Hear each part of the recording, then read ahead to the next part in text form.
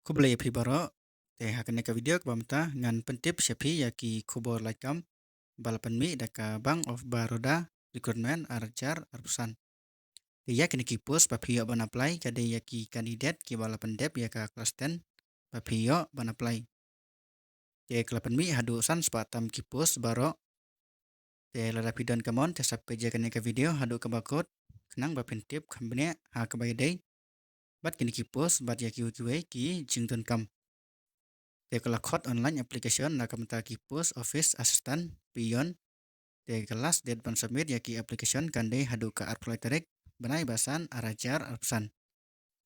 Te kakerteng jong ki post kade office assistant pion ki post balaj hadu san spa teli baro bajek ni ki post kalaphi halaki jong ki state wise vacancy list. Baningkong kade Andhra Pradesh arpu arteli baro baar Assam sauteli Bihar arpulai teli Basau Chandigarh UT UA Basan Chhattisgarh ke arteli Bandreu Dadra Anagar Haveli UT UA Ipus Obanyau Daman and Diu UT UA Ipus Bapra Delhi UT Chipoteli Ipus Bakandai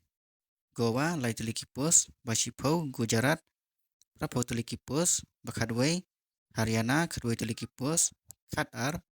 Himachal Pradesh Laiteli Ipus Khatlai Jammu and Kashmir UT UAE Pus ba Khatsau Jharkhand Chipoteli Kipus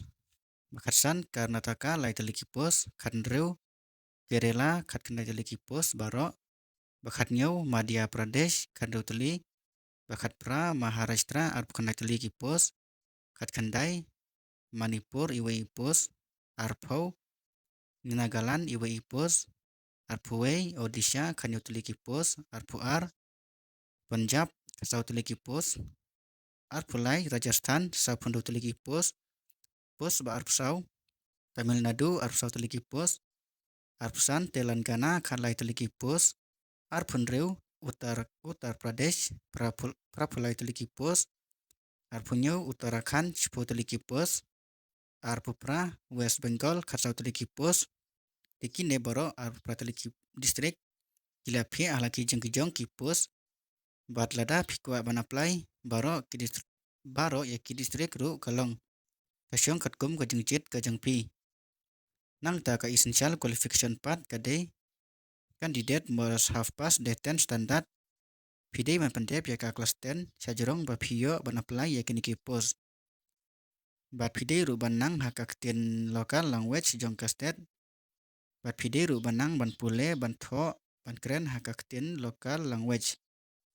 tekum no ban apply yaki niki post. Interested and eligible candidate may apply online through the Bank of Baroda recruitment.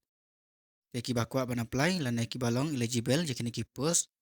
Pihak ban apply online hapo ka website jongka Bank of Baroda